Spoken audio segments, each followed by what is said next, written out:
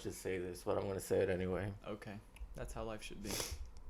I just took the biggest poop of my life. You know, every day. When you have to flush 3 times in the same poop because you're afraid that the toilet's not gonna be able to handle it, you gotta break it up. You gotta go in sections, though. You gotta break it up. Have you ever had that? Have you ever had that instance when you go to the bathroom and you're like, I'm just gonna take a poop, right? And then you go, whoa, where did this all come from? Like, you end up naked somehow. Like you take your socks off, sweating. And you're like you're sitting there like, sweating.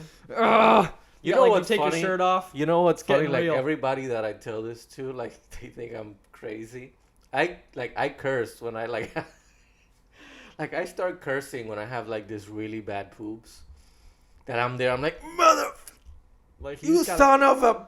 Like sometimes you're not even like. Sometimes I really wonder what's the energy going towards when you're pooping. You're not pushing. I don't push necessarily. But it's like push, something about it like you just gotta sit just like it's just uncomfortable, you know. But yeah. it's I start belittling myself. Like you little piece of crap. You're a piece of crap. Can't even get this out. Have you ever had one of those poops that is so perfect? It's like a work. It's like if freaking Da Vinci made a poop, it would be this poop. And then you go to wipe and it's like it's not even dirty. Like you're completely clean. You're not gonna believe me, but that's how I am every single time. And you wipe and you're so proud of yourself because you know nothing. It's like this is what humanity should be. I haven't looked a non-wiping species. I haven't seen a non-white piece of toilet paper in probably years. Wow. That's impressive. I poop probably every day. There's probably a Guinness World Book of Records or something about world's the cleanest poop. I think you should look at. I'm not even joking. I think you should look into that. I think I should, and I also think I should look into the record for the fastest pooper. I've been in and out of the bathroom in under a minute and washed hands and everything. I mean, I'm fast. Do you leave your phone outside when you poop, or? Sometimes I do because I could literally pee slower than I poop sometimes. Wow. I wish I had that problem. But now the problem is that sometimes I use pooping as an excuse to procrastinate. Like if I'm in the middle of doing something I don't really want to do, I have to poop. That's my chance. I take my phone in there. I'll be done in 30 seconds, but I'll still have the chance to have a moment to sit and scroll. Well, I thought that's what it was all about. I mean, the poop doesn't really take anybody more than 2 minutes.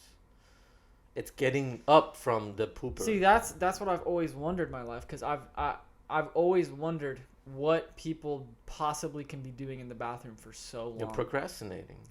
Because the thing is bro, if my job knew how long I spent in the restroom, they would deduct time. They would deduct time, restroom time. You're not working 40 hours anymore. You're no. It's like 28. Hours. 28? Yeah, Jesus, Christmas. I'm just joking, boss. Just, you know. Point is, I mean, seriously though, like, I've always wondered, like, does other people's poop just not slide out as efficiently? Unless you're constipated, and then you have to put a little bit of work in it. You gotta put a little bit of hip in it. You know I've always been scared to necessarily push that. Some people have heart attacks. Pooping. I can see that. Like if they have weak hearts and they have a massive log they're trying to get rid of. You imagine that? How do you explain that at a funeral? Oh my God, how did Jimmy die? He was so young. He was a hardcore pooper though. He hardly had an attack, but he's never had heart problems before. He was constipated often. That's all I can say. Dude, I mean, it's a real problem it's a real issue. I think this is a social issue that we need to discuss more. Pooping? Pooping, yeah. Why is it a social issue? Everybody poops differently. It affects everyone in a different way, and it's something that needs to be addressed. Do you want to be oppressive towards the people that poop differently now, or? I just think that people need to be informed. Should there be a extra restroom for like long-term poopers? Long-term poopers. Like... There you go. You know what? In fact, I think that there should be a separate restroom for anyone who wants to poop in general. Nobody wants to be pooping with a guy at a urinal.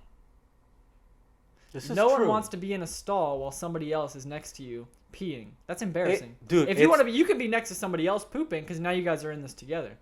But somebody walking in to use a urinal while you're sitting there laying a log, if they hear the splash or some grunting, I mean that's embarrassing. The most frustrating thing to go through in this life, period, is sitting at a stall. You find like the most remote stall you can find wherever you are, and you're there by your lonesome, and then you hear the door to the other stall open. I mean, When you know that there's 7 other stalls that are empty, and then you see the New Balance shoes from the bottom of the stall, and then you can't stop concentrating on your own religious experience, which is, I believe, is what pooping really is. Have you ever been I in a believe it more is a meditative spiritual- state No. than when you're focusing on letting out a log? You're not. There's nothing else in the world that you could possibly think of in that moment. No. I think the universe actually, like, everybody comes together. There should be a certain type of religion surrounding pooping Buddhism. It should be called exactly that, Buddhism poop, or pooping Buddhism. Poopism.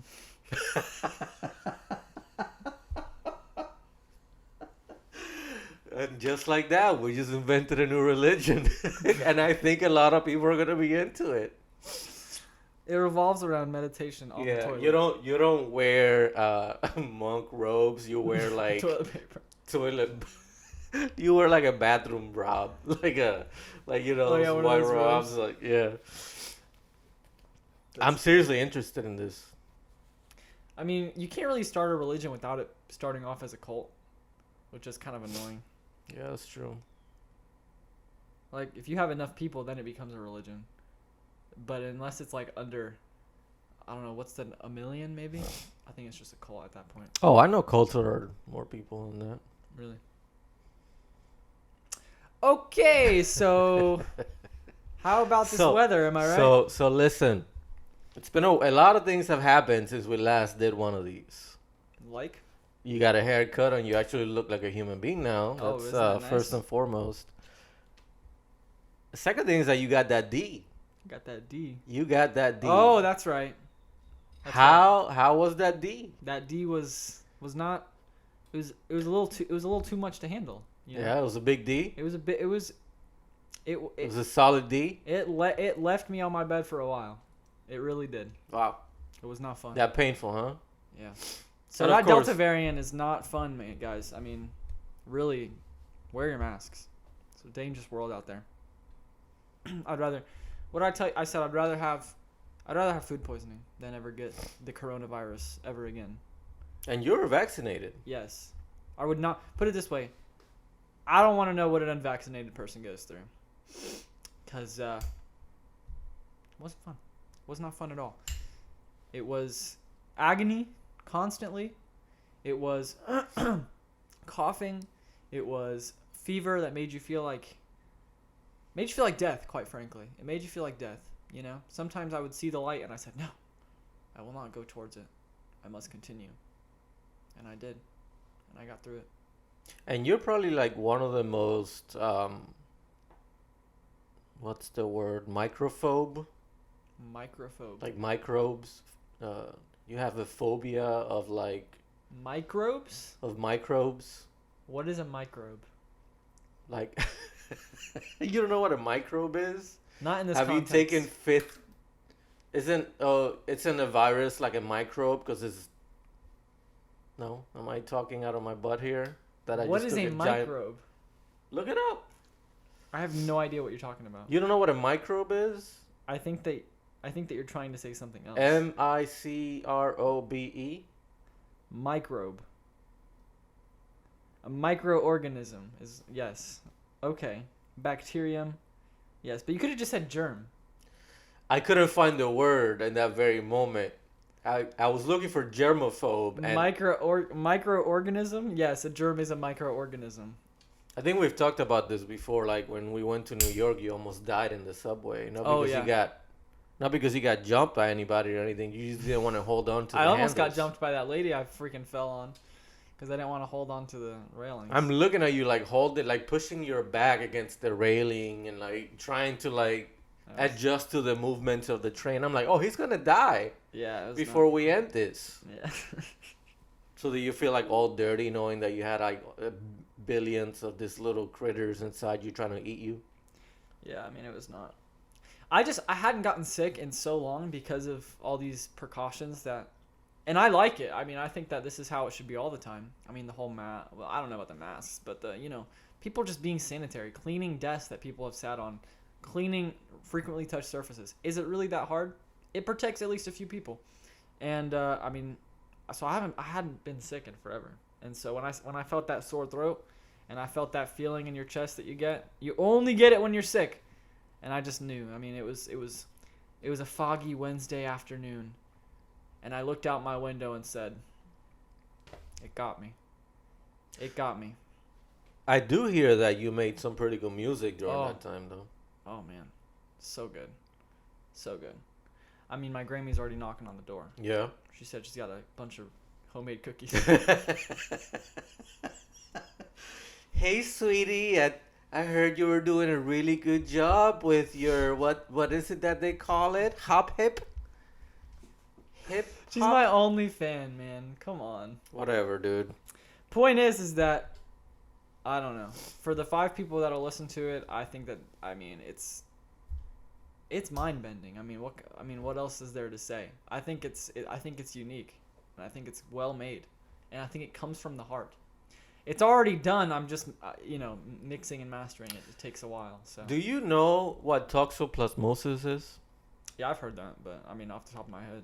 So toxoplasmosis is this animal, like this microbe. This microbe, yes. There you go. That can only reproduce inside the gut of a feline. Oh yeah. Mostly a house cat. Uh-huh. So what toxoplasmosis has learned to do is they'll infect mice. And they'll go up to the mice's brain and they'll make the mice lose fear of the cat and actually become attracted by the scent of the cat. Mm. So whenever they see a cat, instead of running away, they go, "Oh my God, what is that? Ooh, it smells good." And then they go towards the cat. Obviously, when you have a predator that has prey that's actually coming up to them, it's very easy to eat it. Right. So the cat eats the mouse, of course, and the toxoplasmosis inside the mice gets into the cat, and then it reproduces. Sometimes I think bacteria is smarter than us, bro. We would never think that. And you think about that, that takes like, that's ingenuity right there, evolutionary ingenuity, that it's like incredibly crazy. Toxoplasmosis also affects human beings. Because in the cat litter, when the cat poops, if a cat has it, obviously they'll poop it out, and it can affect pregnant women. Like the fetus can get actually sick with it, and it From the smell or from the toxoplasmosis, it can go into the body of the human being. But how? It's when like they're handling the litter boxes of they can touch it or whatever, and it gets into them. And it's actually really dangerous for fetuses. It's not that dangerous for adults, Non-fetuses. but it's believed that about half the human population of the world has it.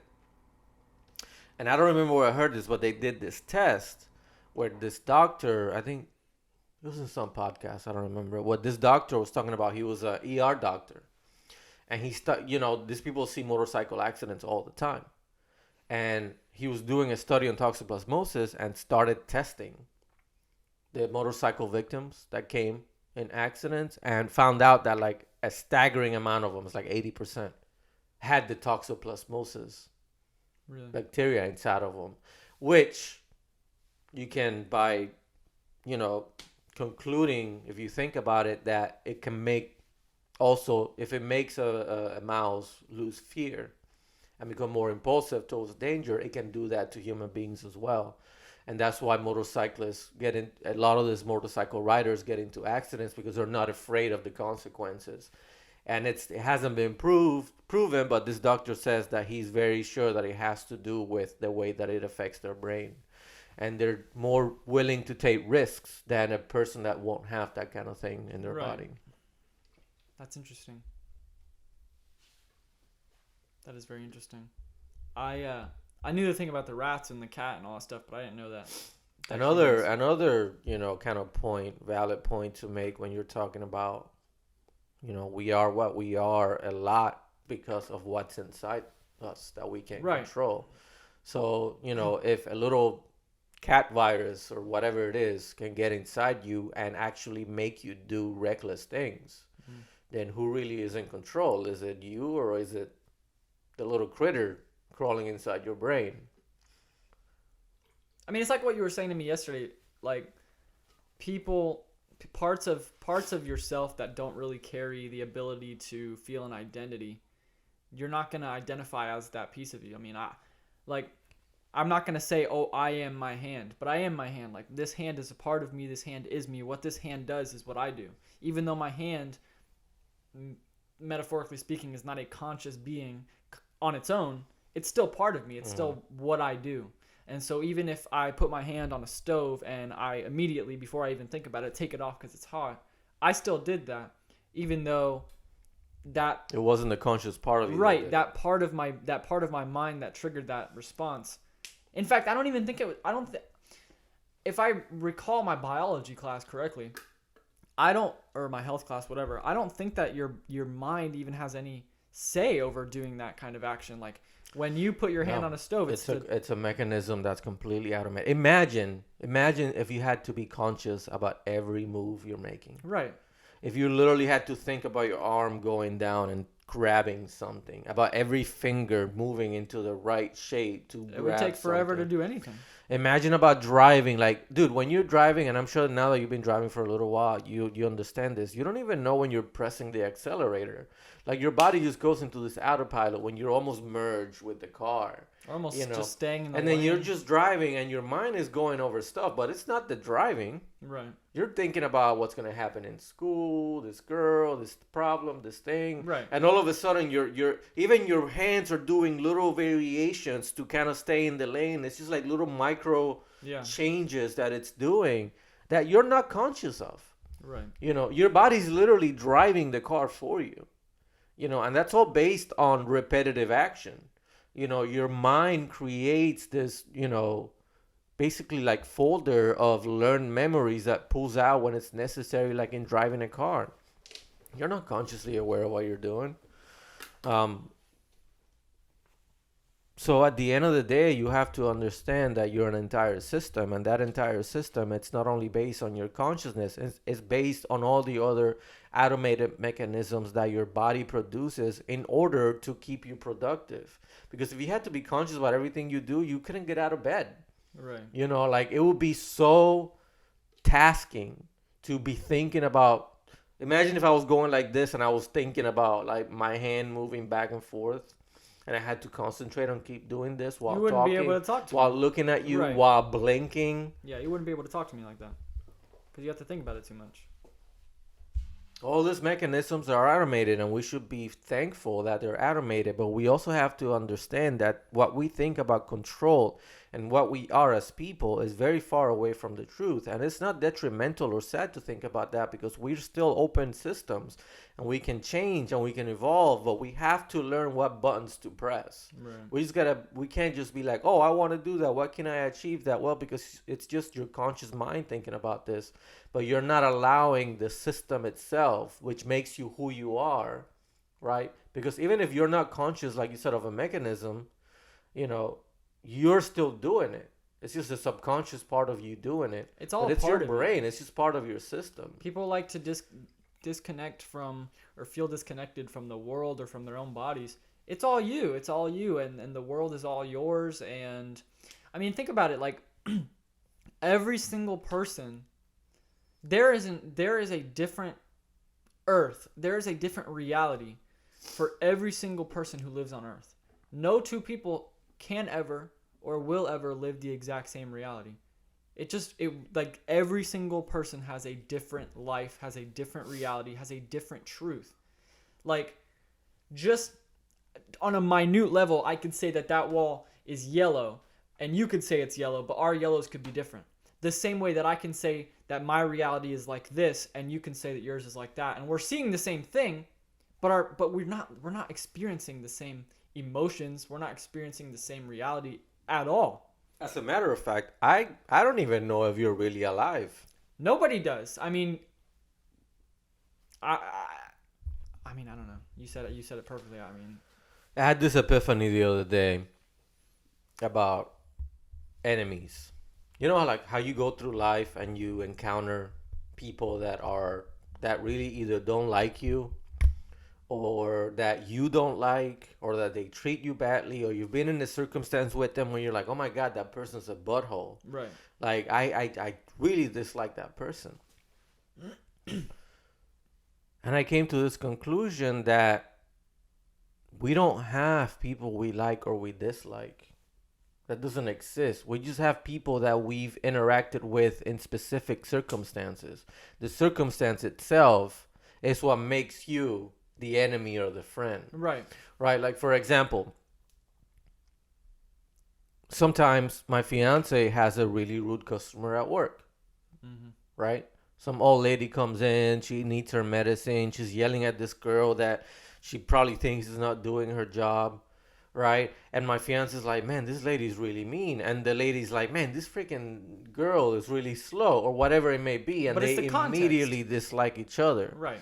right? But you put them in a room together where they're actually talking to one another about Common interest, maybe. a common interest, about books, for Right. example. Let's say that they met at a library and they like the same author. And they were talking. And they were talking. Those two people will become so much more different in interaction than where they were put here. The same exact people. 100%. And they will probably become friends that would see each other. Let's make a book club. We like the same books. This, and that. Where in the other circumstances, I don't want to see that girl ever again. And no fault of their own. And you have to understand that sometimes in life, you're going to take the role of the bad person right. to someone. I mean, yeah. So when you think about that, it makes you have a lot more empathy towards people. Like, oh, maybe it's the circumstance that's going wrong. I can't judge that person completely. Like when you're driving, right? And somebody cuts you off. And you're like, this freaking idiot, this person is worthless. I hope they freaking run the red light and die. You know, people get so mad when they're in cars, man. Like, I mean, people literally shoot each other over like. Oh, yeah. And the reality is that you're judging that person over probably a mistake. Right. Because how many times have I not like done something stupid on the road and people yell at me and I'm like, oh my god, I didn't even notice. Right. And you don't have time to stop and like explain to that person. Right. You know, I'm actually hey, a good person. sorry, I'm actually a good person. I didn't mean to run you over. I just didn't notice. You know. Yeah. Again, going back to the system thing, is that it's not only that you didn't even notice. It's the subconscious part of you didn't even notice because you're driving subconsciously. Yeah. You know? It all boils down to by the time you make the decision, like you already had no control over it. Right. You know, like you yesterday when you make that left turn, I was like, that car was gonna hit you. In your mind, like it wasn't like you were going, oh, that car's gonna hit me, but I don't care.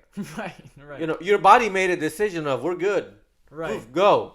It's not your fault that you made that decision at that point. Right, because by the time you're in the middle of the intersection... Right. And that's how you learn, too. Like, the next time you're in a situation like that, you'll remember back to, oh, yeah, my dad said to make sure that I know what the car is doing before The same way anxiety and panic disorder works is you have one bad experience and you find yourself in a similar, and your brain goes, hey, remember last time we had a bad experience with this?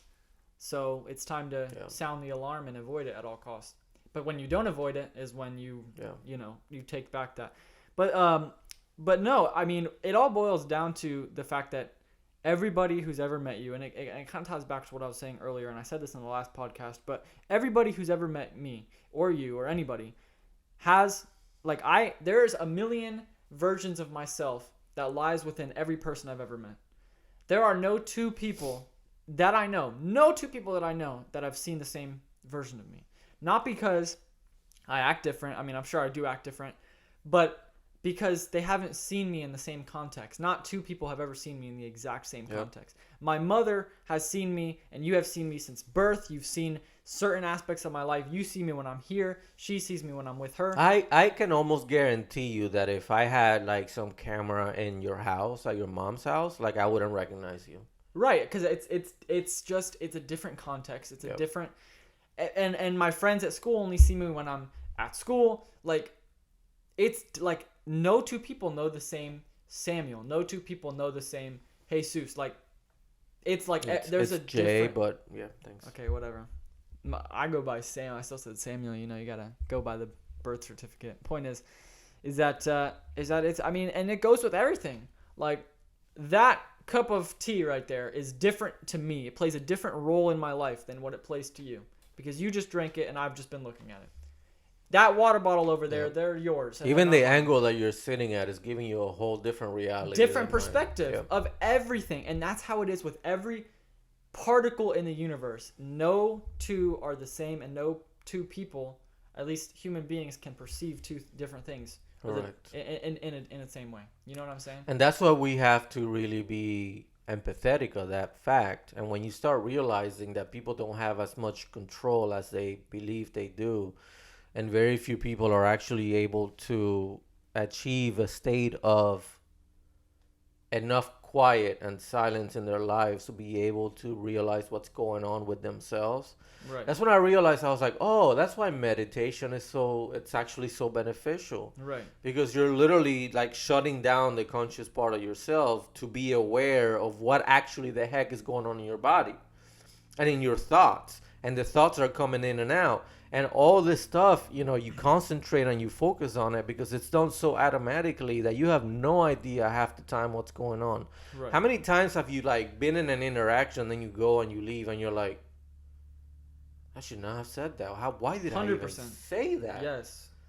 And it's like you had no control over it at that time. Your body was generating 1,000 million trillion, I know that's not mathematical, chemicals in your body that are literally pulling you to, if you're nervous with that person, if you feel comfortable with that person, if, you feel like you can express yourself a little better, and then you're like, oh, I shouldn't have said that. Right. There's so many variables to interactions with people that you're just not going to get them right all the time, and that's okay. The brain works on a learning system. The brain experiences something and it's like, okay, next time something similar happens, we're going to compare. We're going to put an algorithm that compares that situation to the old one. Right. And then the only thing that we have is how that situation went. So we can assume that if that situation went that way, then this one who is similar is going to go the same way. And we're going to get the same feelings about it. Right. It's called conditioning. So the people that are religious fanatics, or that feel they have to be a certain way, it's not really their fault. It's just their minds telling them what they think they know, Right. and what they think they're. So we have to be empathetic of that when we're having human relationships, because we're all in this boat to where we have no idea what's half of the things that are going on inside our minds. But being aware of that, I think, is the most important thing, because only by being aware that you are a complete system that not only acts on thoughts, but that acts on whatever else is going on in your body, allows you to understand how to tweak the body and the mind a little better, to where you can come up with better outcome at the end of the day as a human being. If you ignore that part of yourself, then you're lost. Like, you're completely lost. And that's why, like you say, life is a blank canvas, but instead of paint, you're using perspective, and perspective, it gives the life its colors, right? I can look at a situation and have a positive or a negative perspective on it, but life is not black and white. You could have everything in between. So I mean, at the end of the day, it's a blank canvas, and life is what you make of it. It's what you make of it. And I think that, like, when you're looking for the meaning of life, it's like, again, if you go to the painting thing, it's like, what's the meaning of life? I want to know what the purpose is. I want to know what the purpose is. And somebody tells you this is the purpose, but the purpose is completely the opposite of what you want it to be. And they're like, sorry, that's the meaning of life. That's the purpose. It's 43 or 40, Right. whatever. And you're like, damn, that's not what I wanted it to be. I wanted it to be this. Well, in reality, you do have that choice, Right. right? No, nobody's gonna tell you this. Imagine if the meaning of life was to, you know, dig ditches for for your entirety and like plant trees, but you hate to be outside. You're like, dang it, I just wanted to be inside and like write a book. Nope, sorry, that's not the meaning of life. Right. But Who's to say that that is, in reality, when you can make your own meaning, choose it. Right. Choose it. You want to write books? Write books. And everybody's going to be like, all right, that's your meaning of life. And it's what you want to do. And I think that because we're so controlled by everything, the media, governments, everything around us, we don't even know what we want to do with our lives. We were looking for somebody to tell us. They told us everything else. They told us what to wear. They told us, what drugs to consume or not to consume. They told us what's good, what's bad. So we're waiting for somebody to tell us what's the meaning of everything. Right. And at the end of the day, we have to start looking deep inside to figure out what it is that we want to do, what it is that we want to achieve in the short time that we have. And willing to take the risks that go along with that. Hey, listen, man. Some people might just want to play video games their entire life. That's very profitable nowadays. It is That's very great. profitable. Some people may just want to work a 9 to 5 job that's fairly easy, pays their bills, and they want to go home and watch TV for the rest of the day. And people are like, oh well, that person is lazy. If that person is truly doing something they enjoy and they're being a good asset to society and they're providing for their family and they're not being hurtful or mean to other people and all they want to do is pay their dues so they can watch TV all day, that's the meaning of their life. As long as they're happy doing that. Everybody acts like everybody pretends that the meaning of life is this united thing. Exactly. Everybody It's really comes not. into unity. It's really every man for himself when it comes to the meaning of life. Because guess what? You're not living anyone else's life. You're living your own life. And if what makes you happy is unity and coming together, then there you go. That's your individual happiness. Even though you are it's your individual happiness that everybody strives for. You can say that, the meaning of life is to all play our part in society. No, it's to make yourself happy. Like that sounds so self-centered, so greedy, but in reality, you only get your life once. So if you spend your entire life fixing everyone else's, like, you're gonna die regretful and not having lived your full life to its potential. Because quite frankly, I mean, I don't know this for a fact, but you only really get to live this life once. Like, What if you have don't? to put the space in between. What if your life, like, it's on a loop? I mean, it very well could be. I mean, if you think about time travel, right? If you could go back into space, into time, and see the 4-year version of you, that means that somewhere in the ether, there's a spot of time when the 4-year-old version of you still exists. Oh yeah. So if you're looking at it from a third point of view, like for example, from the beginning to the end of this table, it's your lifetime, right? Right. Like this is you at 4, this is you at 6, this is when you started going to high school, this is when you first started driving, right? Your consciousness can only be living this on a linear scale. But from me looking at it, I can jump into any. Right, you just part one of big boom. yeah. There's your life. But we as humans can only perceive it from beginning. So maybe when it ends, the tape rewinds because it always exists. Like you're Right. always gonna be alive between 2004 and X amount of time. Right. That's kind of like your room. That's kind of like your house. We in just life. perceive it, but the past still exists. Yeah, it's like a book. Like if I pick up this book right here, the story's already there. Right. The whole story is already here. I'm holding on to the whole story. You just got to read it from front to back. But I have to spend the time, the linear time, to go through the story. And even when I'm early on and I don't know what decision the character's going to make, like I'm concerned, right? Like, oh, what's going to happen? When is he going to decide? Already knowing that it's already decided. It's already done. The ending is already here. Right. But the joy of it is actually going through it and discovering it as we go along. So, I mean, the universe is infinite in every direction. And one of the directions that it's infinite in. You struggling a little bit there? No, we're good. One of the directions that it's infinite is time. Time is a direction. Time is a what do you call it? A dimension. So the past and the future exist. They exist right now. 2049 exists right now as we're speaking. Like you said, it's there. It's there. This book is the universe. It's there. Time is infinite in both directions. But we have to experience it linearly. And then linearly. But other dimensions might experience it the opposite way as us, and they might understand it the same way that we understand it, just backwards. I mean, the possibilities are endless. I don't, nobody really knows. Like, nobody knows what happens after you finish reading the book, after you finish your life,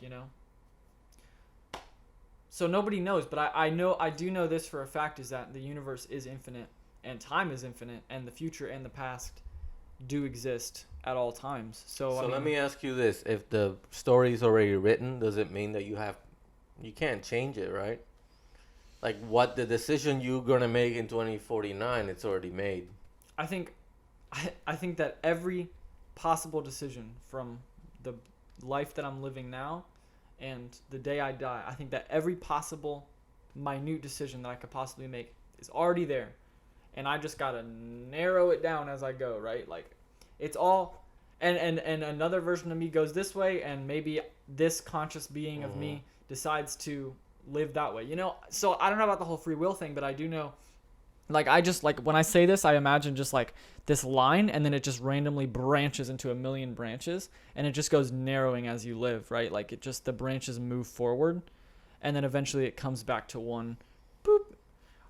I don't know, like, but I do think that there's infinite versions in the future of me, infinite dimensions, and I just live one of them. Well, it's like, I don't know a lot about like coding language or whatever, but I studied PHP a little bit, and PHP, for example, which is a very popular language for coding websites, or it used to be anyway. I know things progress immensely fast.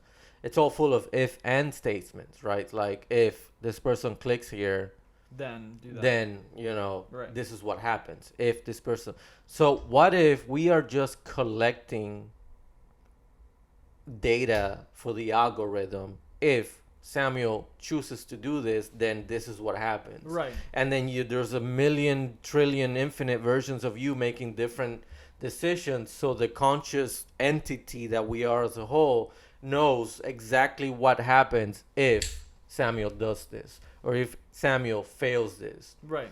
And then all possibilities are out there for the computer to actually know exactly what happens in every situation. And then you multiply that by 7 billion people, and then you multiply that by people being born all the time and dying all the time. Then you have the most massive collection of data ever. And that's just in this planet. Who knows what else goes on? And then with that collection of data, it doesn't even have to be conscious data. It's just data that learns how to organize itself in a way that allows the universe to keep moving forward. Right.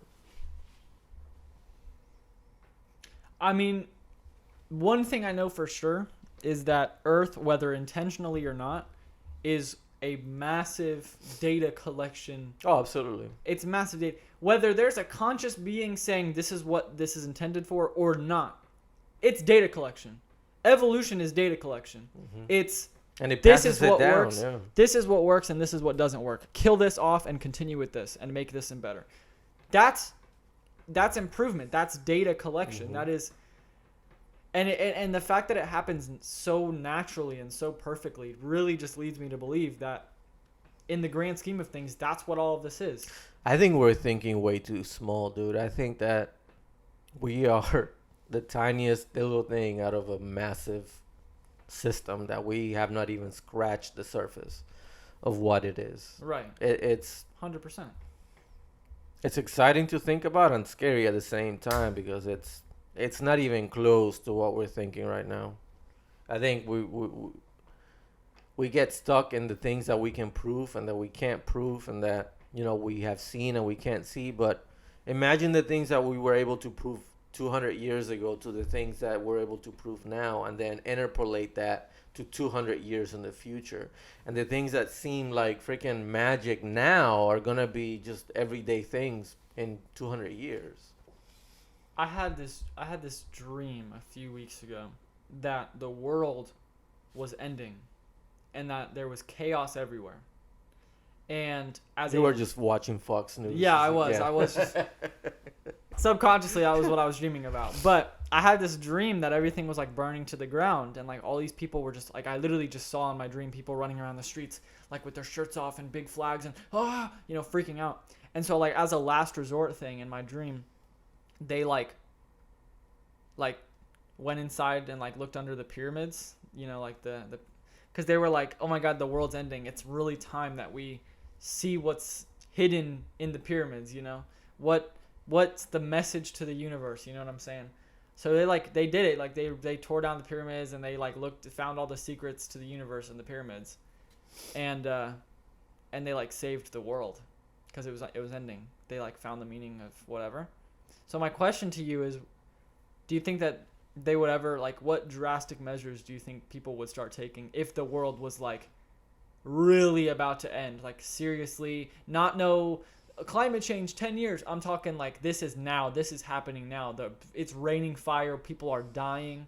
It's time. I mean, of course, there's gonna be some people who say this is a bunch of baloney, but what do you? Yeah, I think that there will be part of the population that will be happy because they think it's their salvation. Right. They think that it's actually God coming down to rapture. It's the rapture and all this stuff, or Right. Armageddon, and they think they've done everything right. So they're excited that he's gonna kill everybody else and do whatever he think he can do with them.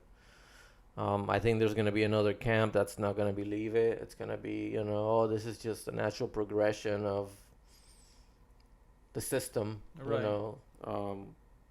We just need to prepare ourselves for it and get over it, and it's going to get better.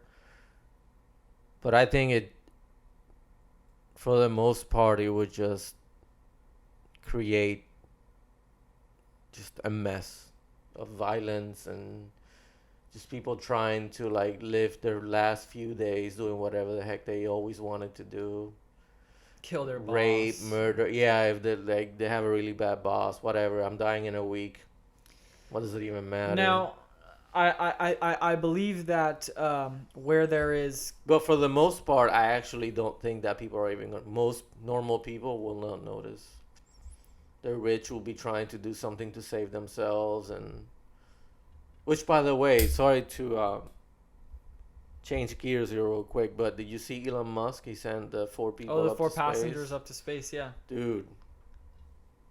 That's crazy. First times, 4 people that have no idea how to freaking fly a rocket. It's big, and no astronauts on No board. astronauts, dude. It's just them 4 up there. It's big.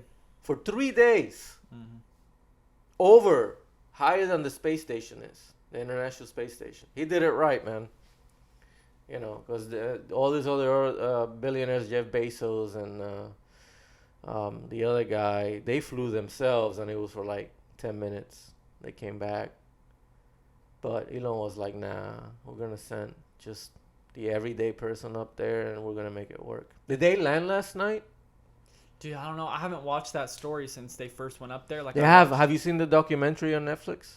About what? Oh, we got to watch it, dude.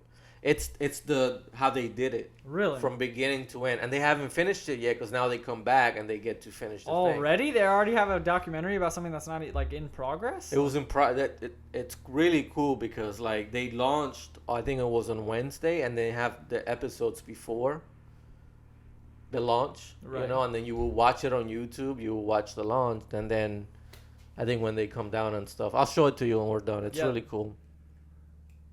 All right. Is everything okay? Everything's fine. That's all battery powered and everything? Yeah. For the first time, we were actually prepared for the power outage. I know, right? We're learning, folks. We're learning. I wonder what happened. Probably some car just crashed into the... But, But yeah, I did see that. I'm really excited about that, dude, because I don't think a lot of people understand. They're like, oh, these billionaires are flying out to space, this, and that, where we can fix the We're all problems going to on be flying out into Earth. space in a few years, man. This planet is, And you know, is there selfishness in it? I'm sure. You know, these people are people that have big egos to begin with. I mean, look. I mean, they're saying it's time to go. It's time to go. But they're also visionaries. You Right. know what I'm saying? Like the things that these people have achieved, nobody else could achieve just because they saw it. They saw it happening. I mean, who would have thought Amazon was gonna be what it is today? Yeah. Like, you know, everything that Elon Musk has done, it's everything is ridiculous. And they're seeing dude, this planet's not gonna be here forever. I mean, just through the odds, right? Odd-wise, just looking at the odds that something's not gonna go wrong at some point, you're an idiot. Something bad will go wrong again, like worldwide. Right. And it's getting close. I'm telling you, dude. Every time we get comfortable, every time humanity gets comfortable and has everything it needs, and there's this like massive wealth difference in the world, something just corrects, you know? Because when people get too comfortable, there's no moving forward.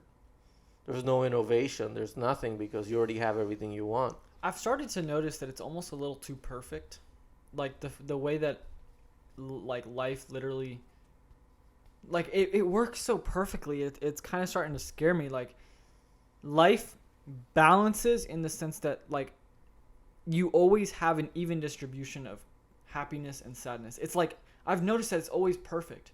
Like it's always balanced.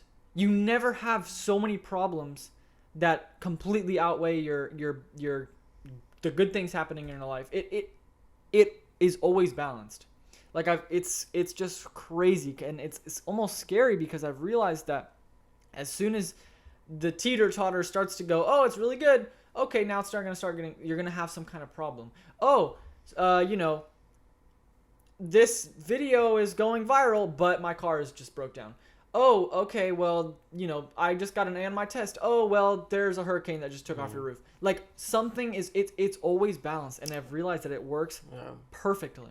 Yeah, and that's what I was gonna say. Like, imagine if it was all good all the time. Right.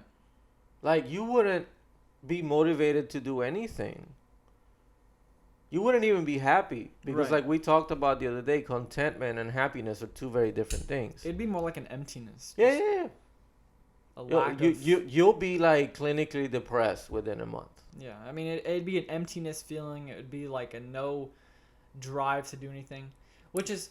Sorry, go ahead. Well, it's what happens to people that have everything. Right. You know, like the actors and stuff, they kind of go nuts because they don't know where to get that rush from anymore.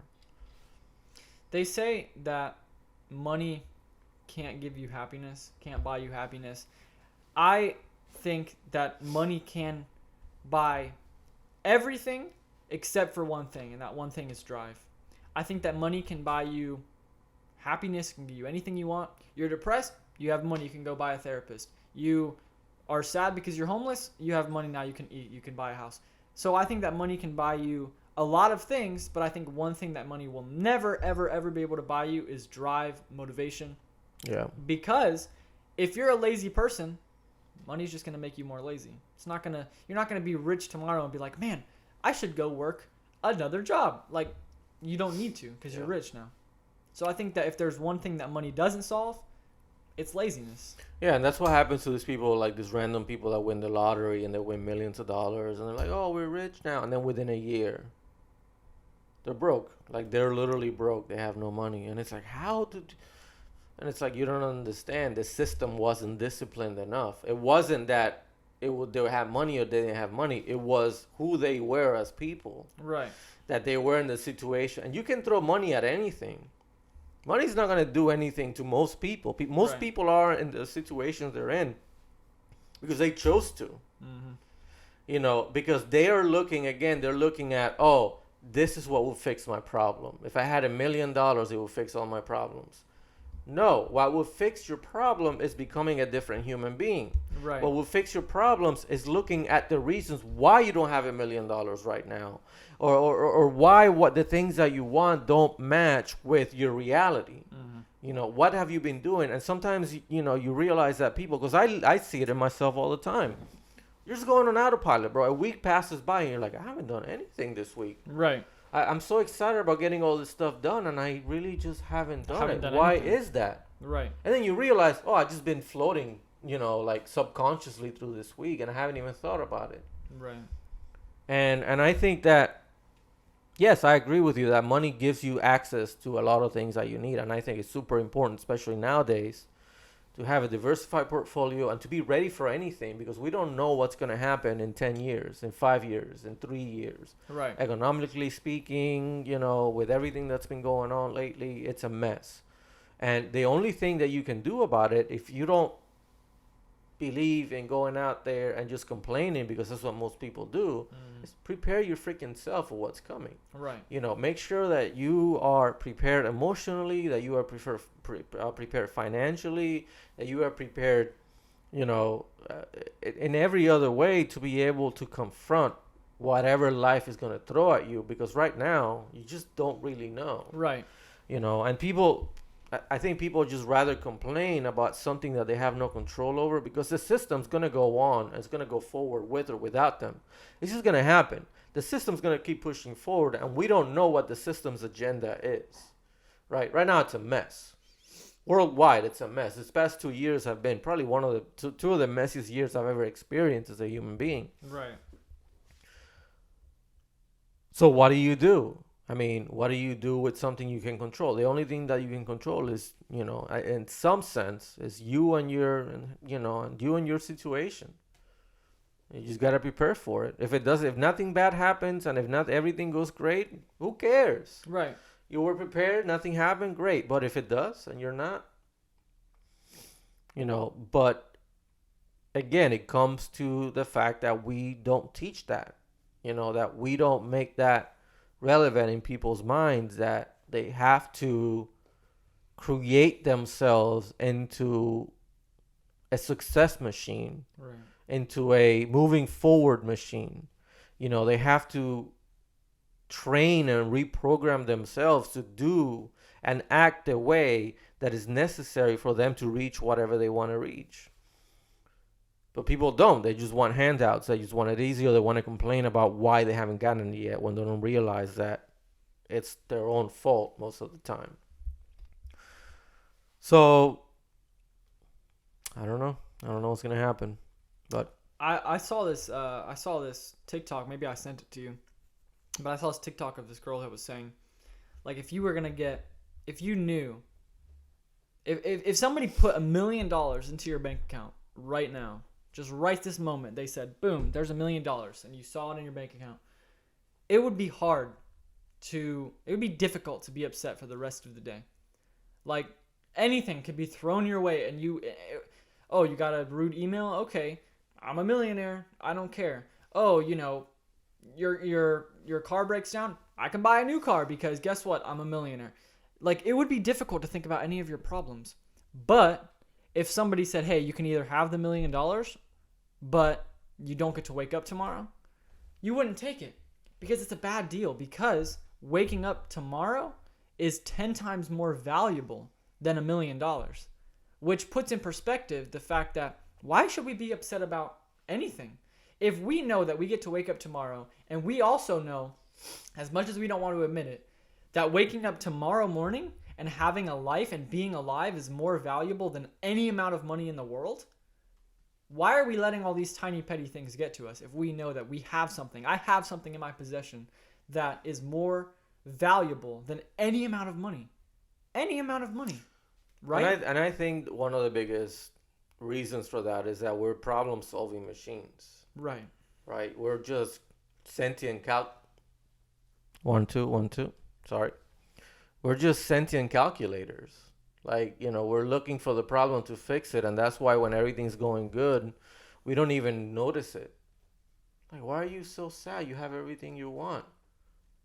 but you're not made to have everything you want. Right. You're meant to chase. You're not designed to have everything you want and just be sitting there happy. Right. You know, you're designed to want to figure out, how do we eat tomorrow? Mm-hmm. You know, where do we find shelter? How do we survive? We're problem-solving machines. As a matter of fact, all nature is. You know, predators and prey are solving problems all the time. You know, zebras have stripes for a reason. Right. You know, I mean, you see this freaking praying mantises that like start evolving like if they were a plant. You know, that's a problem that's being solved to look more strategically, look more like a plant than an animal that needs to be eaten by another bird or whatever. It's a defense mechanism. Every animal, every living thing on this planet is solving problems every single day just for one reason: survival. Right. That's it. You know, and we're the same way. We're the same way. We're not. Our brains are still back then. You know, our brains are still problem-solving machines for the tundras and the friggin', you know, hunting and gathering or whatever. Technologically, we've advanced so fast that evolutionarily speaking, we haven't caught up physically. And the only thing we can do is to be aware of it. Because in being aware of our own imperfections as a biological machine allows us to at least throw ourselves into a different model that might give us a different result. That's all you can do as a human. Right. And that's just it. That's there it. you go. You heard it here. Father and the Kid podcast, meaning of life. You heard it here It's first. that simple, folks. Come on. Wake up, America. We'll see you next time.